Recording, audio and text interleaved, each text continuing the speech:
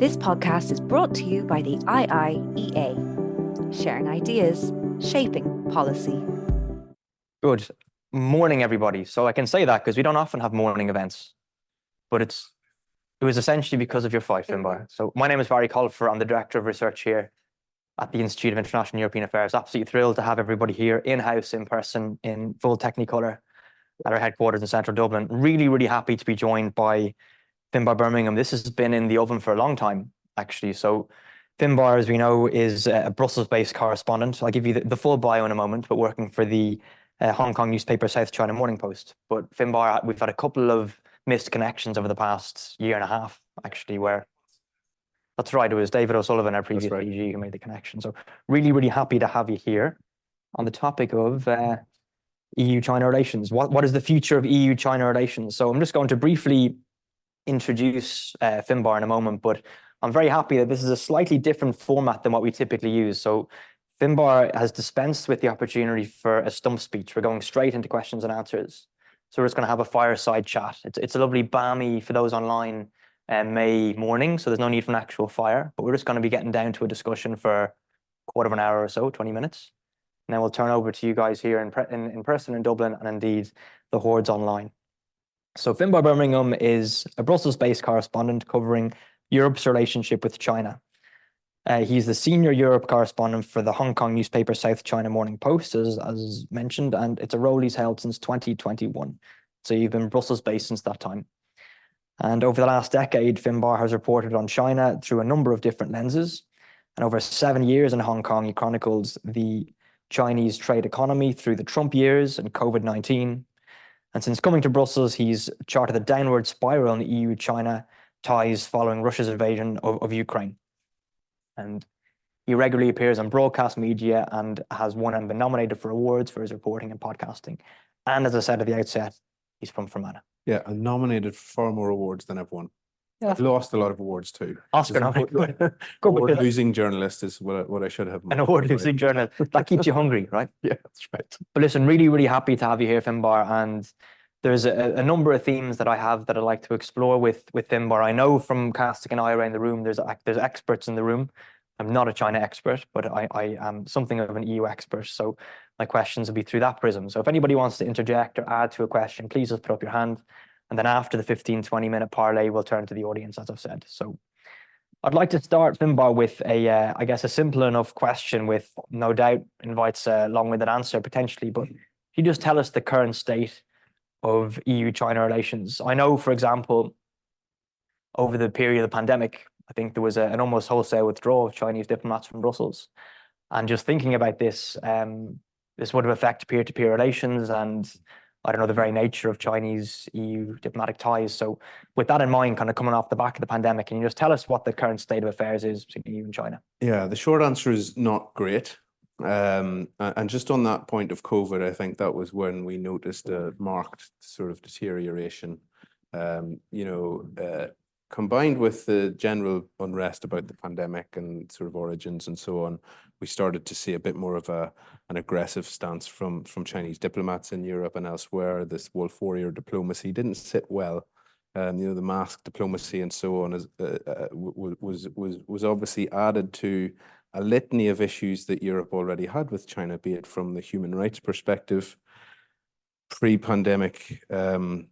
There was an awful lot of coverage about the human rights situation in Xinjiang. We saw the crackdown on democracy in Hong Kong, lots of other issues added to that. And then you've got another pillar of stuff on the economic side. So you had all of these maelstrom of issues swirling around. Things weren't going great. But I think they were very much kept in certain silos.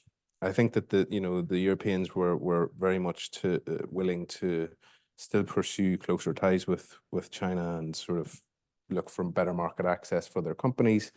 And then the Russian invasion in February 22 was where I would really notice a big drop off. From day one, maybe day two, we were in Brussels asking lots of questions at these seemingly endless streams of foreign affairs councils, foreign minister meetings, and so on. And from day one, Borrell, the High Representative, was talking about how we need to China to condemn Russia. We want China to use its influence to sort of get Russia to end its invasion, and that has gone on since then. And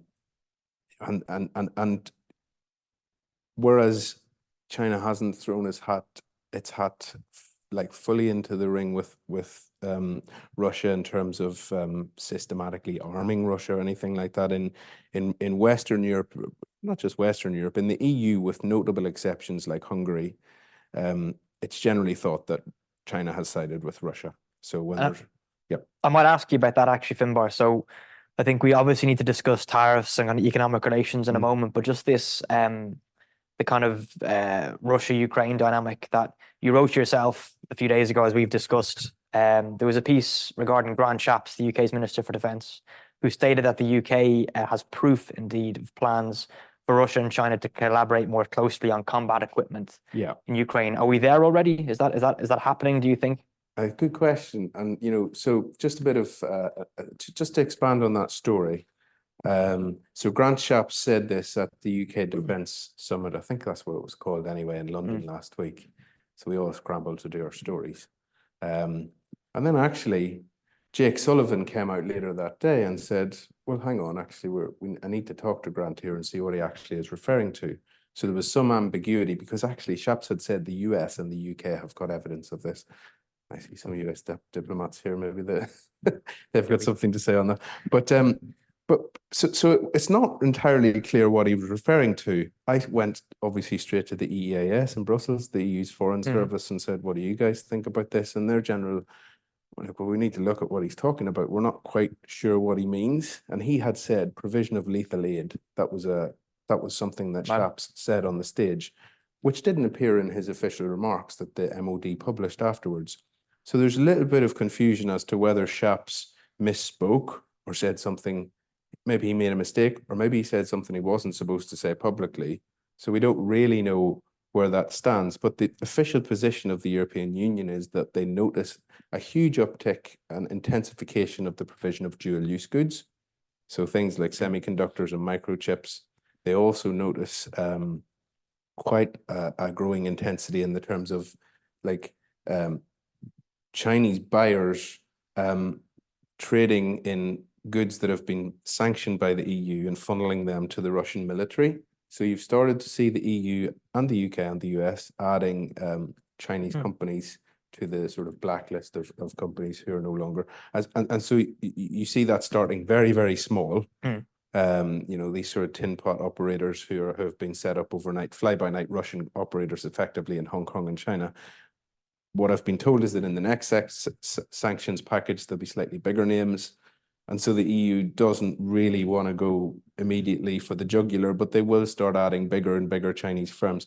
So where it stands exactly, we don't know. Shapps would be a good man. What did he actually mean about that? I mean, nobody really knows. Did he misspeak? But everybody's watching that incredibly closely. The EU has said it would be a red line in its relations with China if they are providing actual weapons rather than stuff that can be repurposed or refitted, drones or whatever like this. So yeah, let's see if anything emerges on that. A jumping off point then to talk about China-EU relations, but also China relations with individual member states, something that you also discussed briefly, that it's obviously there's that kind of dual thing going on of there's EU relations and then member state relations with every part of the world. And when it comes to China, I think there's a very clear pole. On the one end, we have the likes of Lithuania, which has testy relations. On the other end, you have the likes of Hungary, which has a slightly kind of cozier relations. A two-part question. Can you just comment a little bit on what you were discussing with the war in Ukraine, the extent to which this has changed relations between China and specific member states, and anything interesting or anything important? And also just the current state of China-Irish relations, if you can put any color around that. Yeah. So in the first question, I think most of Central and Eastern Europe have, it's soured the relations. China's relationship with Russia has left a sour taste in the mouth for the Baltics, for the Czechs, the Poles, a lot of these countries who, for whom Russia is a sort of existential security threat. Anyone who they see being on the side of Russia is not going to be, very popular. On the other hand, you mentioned Hungary. which has sort of used this opportunity to double down on ties with China. So when Xi Jinping, the Chinese president, was in Europe a few weeks ago, he came to France and he had to face tricky questions from Emmanuel Macron and from the European Commission President von der Leyen about, they were desperately asking him, please use your influence to rein in Russia, to rein in Vladimir Putin, the same thing that we've been hearing for more than 2 years now. He didn't have to hear any of that when he went to Serbia afterwards and then Hungary. And in fact, in the Chinese readouts from those meetings, they described them as like-minded partners. They see the world in a similar way. So you have got a lot of countries in Europe, not just in Central and Eastern Europe, I think in Western Europe as well, in France and Germany, like the Russia issue has become the top issue. Actually, when the recently former Chinese ambassador to the European Union, when he first arrived in Brussels in December 2022, so it would have been, what, 9-10 months after the invasion, I interviewed him, his first interview. And halfway through the interview, he said, can you please stop asking me about Russia? Why do you keep asking me about Russia? I'm the Chinese ambassador. I said, well, ambassador, you've been here for 3 weeks. If you're sick of questions about Russia now, it's going to be a very long tenure for you. As it turned out, it wasn't. He only stayed around for about 18 months. But throughout that time, Russia was really, really rammed down his throat. You know, no positive agenda. Everything was, why are you not doing more to stop your companies from circumventing sanctions? Why are you not doing more to exert influence on Putin, etc.? So I think, broadly speaking, it has, of course, soured the relationship. On Ireland, yeah, I mean, Ireland's a bit of a different case in that I think it's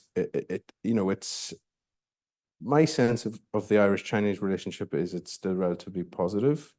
Ireland generally hitches its wagon to the EU when it comes to China policy. It's not one of those who would rock the boat. As the EU talks about de-risking its relationship with China, the Irish position, last week there was a meeting of Coreper ambassadors on Friday. This is something that's going in one of my stories later in the week, so you're getting a sneak preview. So they're talking about things like outbound investment screening, export controls, and so on. And the French are saying, we love this, we want more of this, industrial policy, add more technologies to the list of stuff that we want screened and so on. Whereas the Irish are like, please slow down, a bit more cautious. We're an open economy. We don't want this sort of what gives us our sort of special status, as a open investment economy to be put in jeopardy. So I think Ireland is very much among those countries of free traders who would prefer Europe remains more open, less protectionist. I think that was probably helps explain why Li Qiang, the Chinese premier, came here in January. Just as a bit of context, and I was talking. I did want to ask you about this, in fact. So yeah, well, and I said the same stuff at the Ireland-China conference last week. So if you watched that, then sorry for repeating myself. But Li Qiang has not left China since that. He went to the World Economic Forum in Switzerland, and then he came to Ireland. So he didn't go for a state visit to Switzerland. He went to the World Economic Forum. He came for a state visit to Ireland. Before that, he'd been at the Shanghai Cooperation Organization in Kyrgyzstan. He'd been at the G20 in India, and he'd been at some China-ASEAN event in Indonesia. He doesn't leave China very often. And so for him to only in the last year have visited Ireland as a separate, shows that they actually, my guess would be that they realize, okay, Ireland is an open economy that will lobby for open markets in Europe. We need to maybe remind them that we're close friends. So that's how I see the Irish position. I don't think it's terribly dramatic. It feels terribly dramatically about the EU-China relationship in the way that Lithuania or Hungary or Germany, which has an awful lot of exports and at stake. But I think that's how China views Ireland. Interesting. And just to keep it parochial for one further question, it's about Fermanagh. For the people of Fermanagh and the people of these islands, of this island rather, does that create what you just described there, Ireland, as the most open economy in the EU and China identifying it as such? Does that create more opportunities or more vulnerabilities for Ireland, do you think?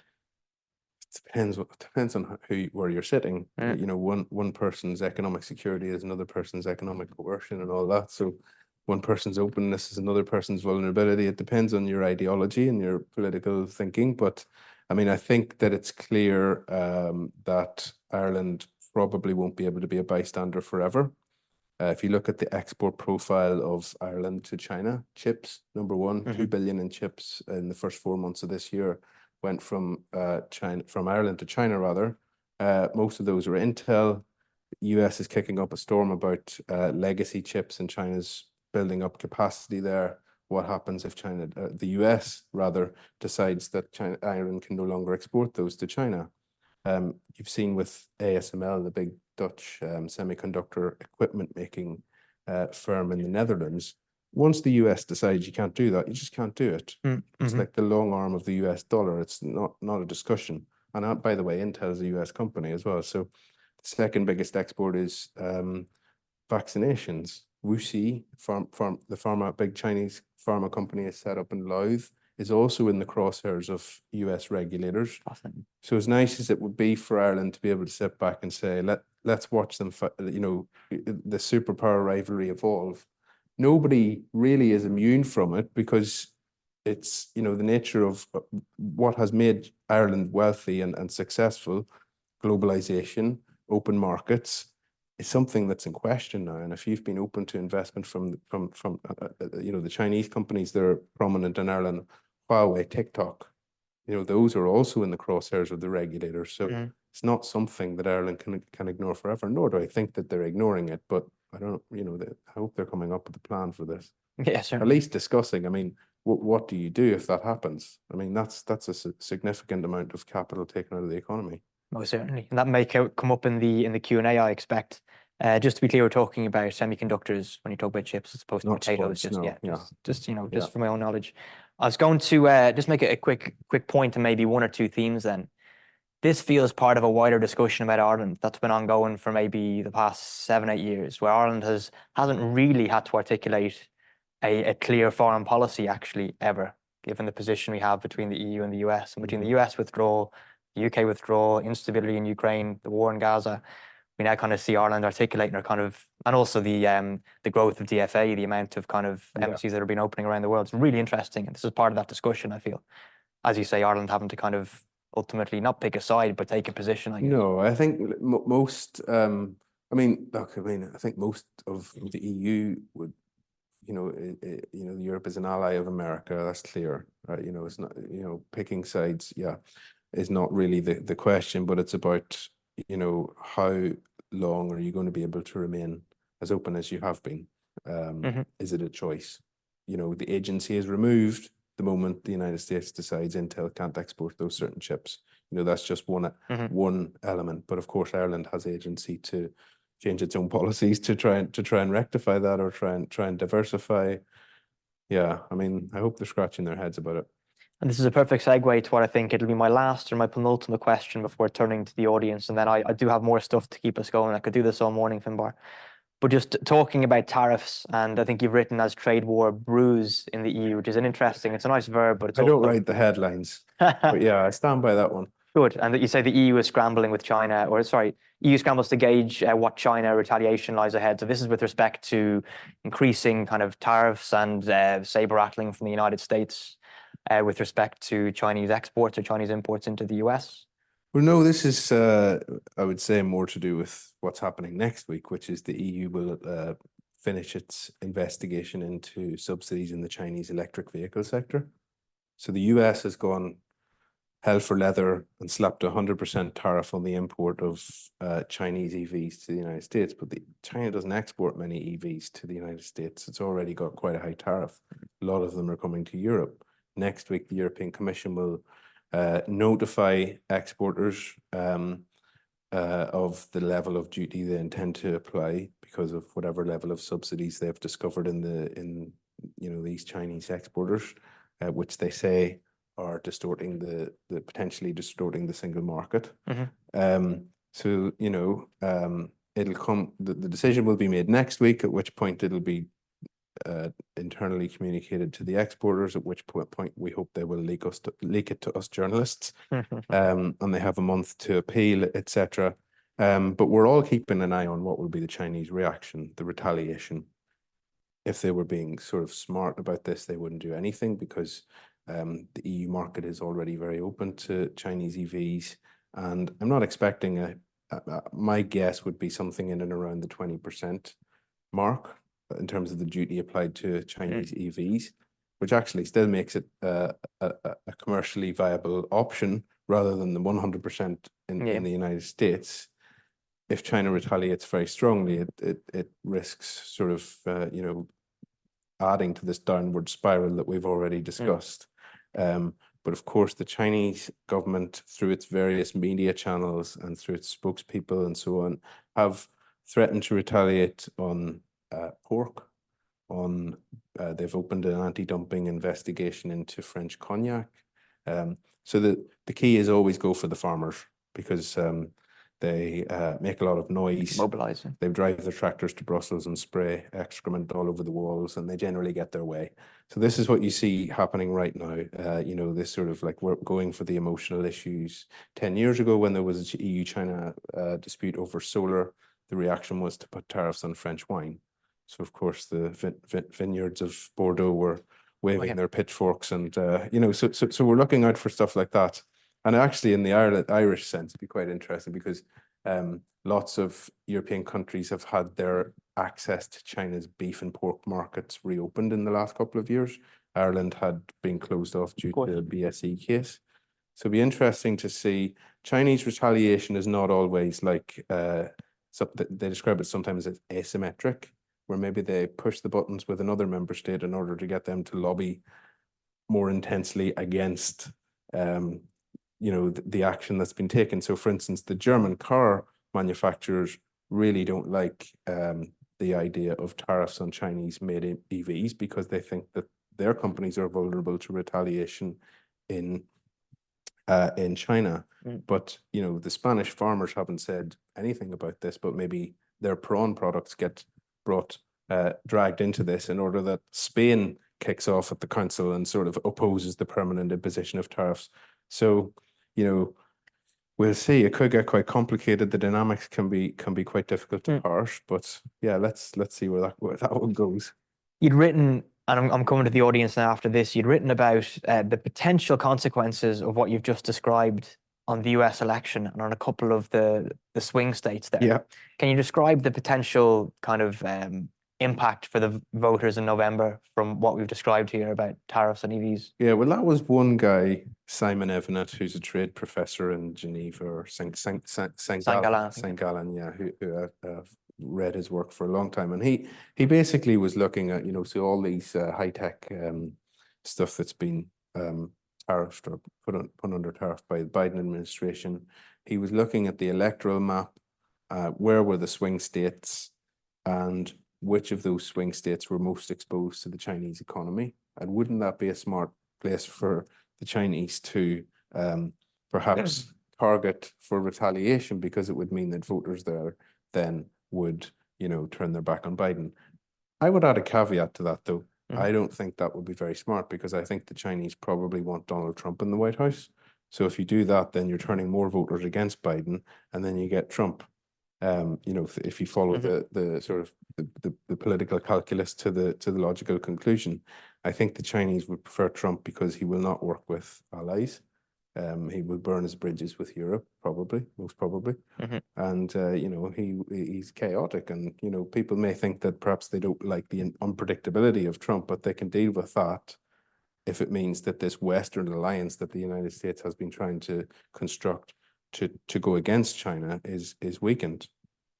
It's the thing that I think is often underappreciated about the Irish economic transformation since the 80s, that we hear often from captains of industry who come here. It's actually, sure, it's the English-speaking educated workforce, it's the low corporation tax, but it's also the stability, like the relatively boring nature of the Irish tax code and Irish politics in general. So yeah, stability is of great value to the Chinese and everyone else, I'm sure. This podcast is brought to you by the IIEA, sharing ideas, shaping policy.